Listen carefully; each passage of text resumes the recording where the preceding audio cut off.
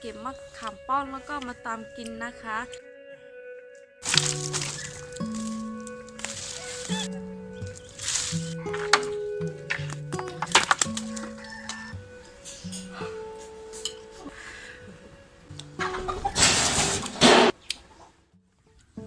สวัสดีค่ะพบกับช่องสายลุงเดลี่ไลฟ์นะคะวันนี้ลุงก็มาเก็บต้มกระเจี๊ยบมาทำเป็นฟืนนะคะเดี๋ยวเก็บเสร็จแล้วก็ไปเก็บมะขามป้อมแล้วก็มาตำกินนะคะมะขามป้อมเนี่ยต้นอื่นไม่มีแล้วนะคะแต่ว่าต้นนี้ยังเหลือเยอะอยู่เลยนะคะเดี๋ยวไปเก็บแล้วก็มาตำกินนะคะไปเลยค่ะ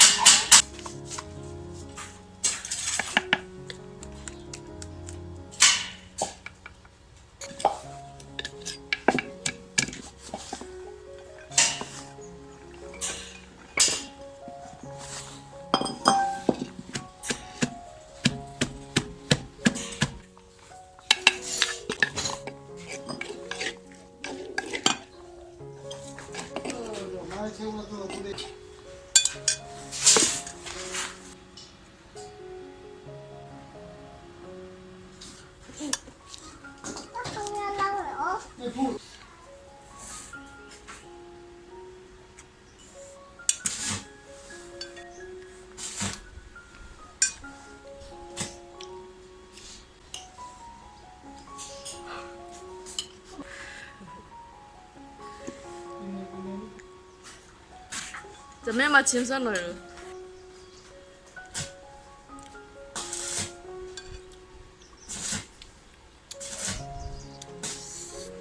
ปิดคอ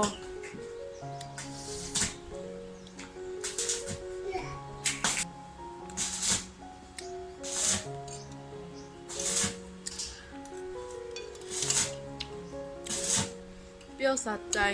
ทั้งเปรี้ยวทั้งฝาด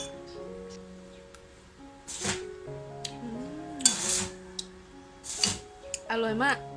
ทำอะไรก็อร่อยหมดไม่มีอะไรที่ไม่อร่อยเนาะ